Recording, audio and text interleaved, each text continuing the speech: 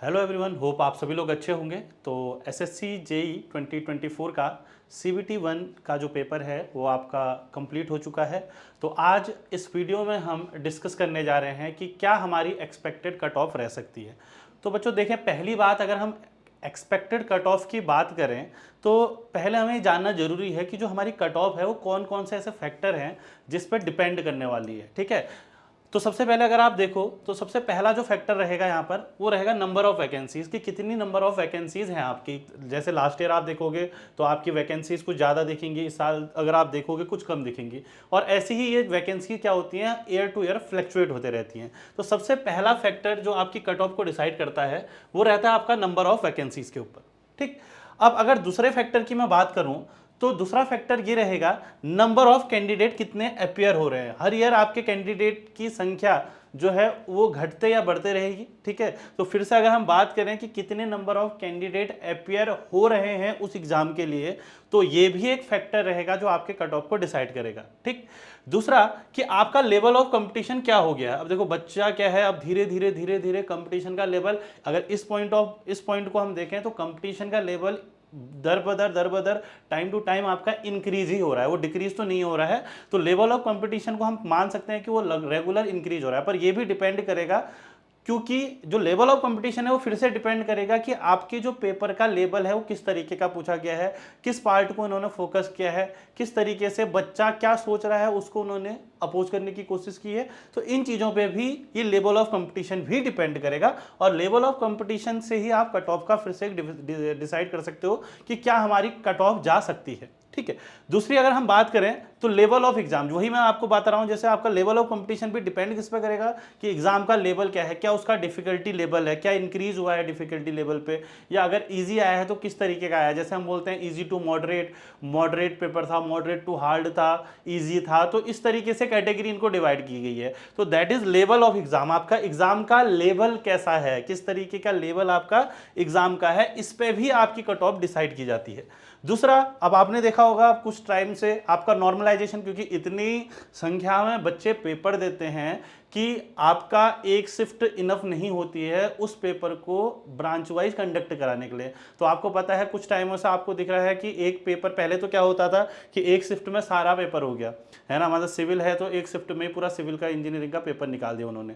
पर क्या होता है, अलग अलग शिफ्ट में कराए जाते हैं। अब अलग अलग शिफ्ट में कराए जाते हैं तो पेपर को भी एक नहीं रख सकते, तो पेपर को भी क्या करना पड़ता है, उन्होंने थोड़ा बहुत फ्लक्चुएट करना पड़ता है, क्वेश्चनों को आगे पीछे करना पड़ता है। ठीक है, तो वहां पर भी क्या होता है, कुछ पेपर में ऑल्दो वो उस पैटर्न को पकड़ते ही चलते हैं, पर फिर भी अगर आप देखोगे तो शिफ्ट वाइज भी पैटर्न, जो लेवल ऑफ पेपर होता है वो क्या हो जाता है, चेंज हो जाता है। कहीं पर वो टफ दिखने लग जाता है, कहीं पर वो इजी दिखने लग जाता है। तो उस बेसिस पे की जाती है फिर नॉर्मलाइजेशन। तो नॉर्मलाइजेशन भी एक फैक्टर है जो आपकी कट ऑफ को डिसाइड करेगा। ठीक है, अब दूसरी बात, जो आपका कैंडिडेट, जितने भी कैंडिडेट हैं उनका एवरेज स्कोर क्या है। तो ये सारे के सारे फैक्टर हैं जिसमें एक्चुअल में हमारी कट ऑफ डिसाइड करती है। ठीक है, और ये सारे फैक्टर को अगर हम देखें, जैसे हम लोग आपसे बात कर रहे हैं तो ये सारे फैक्टर का, ये तो फैक्टर हो गए, पर बात अगर हम देखें कि इस चीज का एक्चुअल रिजल्ट आपको तभी देखने के लिए मिलेगा जब वो प्रॉपर रिजल्ट आउट करते हैं।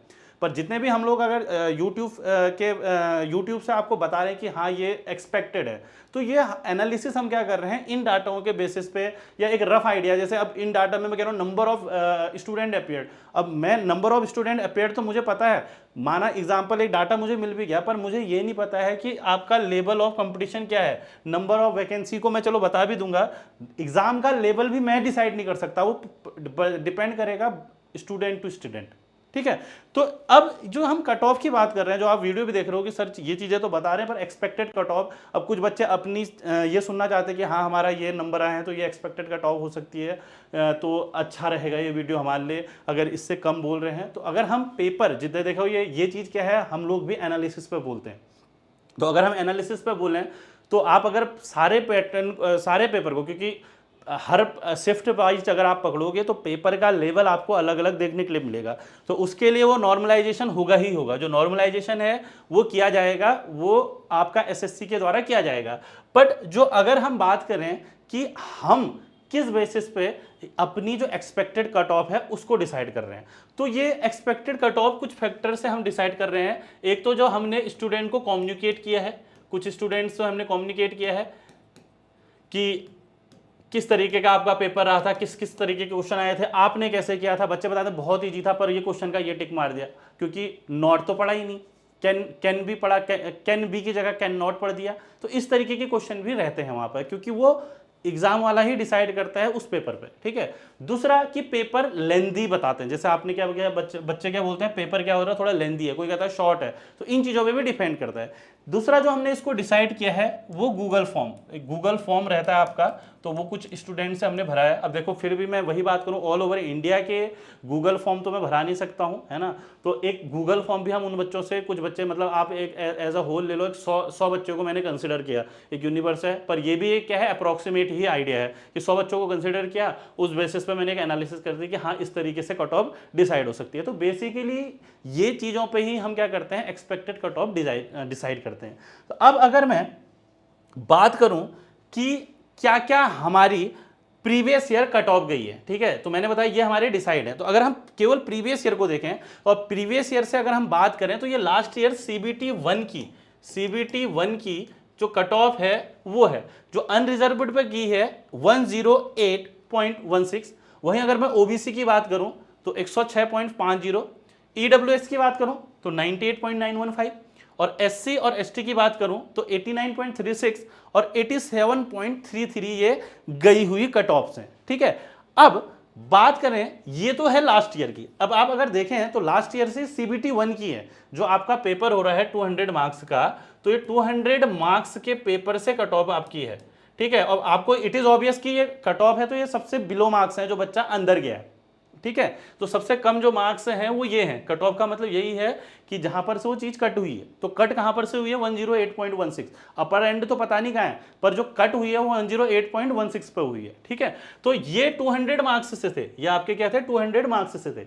अब अगर हम पेपर का लेवल की बात करें, तो देखो पेपर के लेवल जितने बच्चों से हमने, बहुत बच्चों ने कुछ बोला कि इजी है, किसी ने मॉडरेट बोला, तो वही जो एनालिसिस बात कर रहा हूं मैं, जो गूगल फॉर्म के एनालिसिस की बात कर रहा हूं, जो मैं आपको स्टूडेंट से कम्युनिकेट करके हमने आपका एक रिव्यू लिया है, उस बेसिस पर अगर मैं बात कर रहा हूं, ठीक है। कुछ हमने प्रीवियस ईयर क्वेश्चन पेपर देखे, इस ईयर के क्वेश्चनों को मिलाए, तो उस तरीके से हमने लेवल ऑफ क्वेश्चन की बात की है।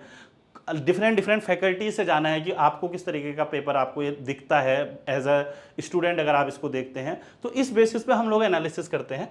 तो अगर आप मार्क्स देखेंगे तो 200 मार्क्स का आपका पेपर रहता है, और लास्ट ईयर से ये पैटर्न चेंज भी हुआ है आपका एसएससी में। जो सीबीटी 2 आपका पहले जो थोड़ा बहुत आपका थ्योरेटिकल या न्यूमेरिकल बेस्ड रहता था, उसको चेंज करके वो भी ऑब्जेक्टिव कर दिया गया है, और वो आपका 300 मार्क्स कर दिया गया है क्वेश्चन। तो इसके बारे में हम बाद में डिटेल करेंगे कि किस तरीके से कट ऑफ गई है 300 मार्क्स में, किसने फाइनली मार्क्स गए हैं, ये चीज़ें तो हम बाद में डिस्कस करेंगे। तो अगर हम पेपर पैटर्न की बात करें, तो जो मोस्ट ऑफ द आप बोलोगे कि एक कंक्लूजन में हम निकले हैं क्या, मोस्ट ऑफ द ओपिनियन जो हमको मिले हैं इन चीज़ों के बेसिस पे, वो हमें ये मिला है कि जो हमारा पेपर है वो इजी टू मॉडरेट हमें मिला है। जो पेपर है इजी टू मॉडरेट मिला है, पर ये जो पेपर था थोड़ा सा लेंदी था।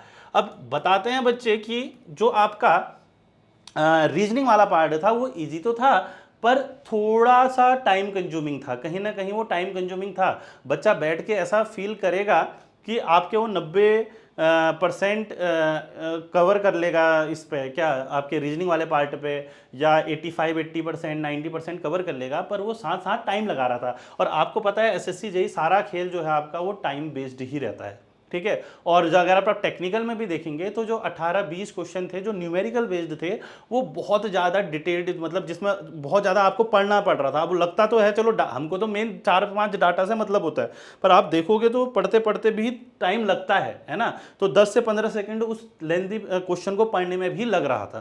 तो बहुत बच्चे का ये भी बताना है कि वो पूरा का पूरा पेपर आपका अटेम्प्ट नहीं कर पाए हैं, या पेपर का पूरा पेपर देख नहीं पाए हैं, है ना, क्योंकि वहाँ पर प्रेशर अलग चीज़ होती है, बहुत और फैक्टर होते हैं जो आपके डिसाइड करते हैं एग्जामिनेशन हॉल को, ठीक है।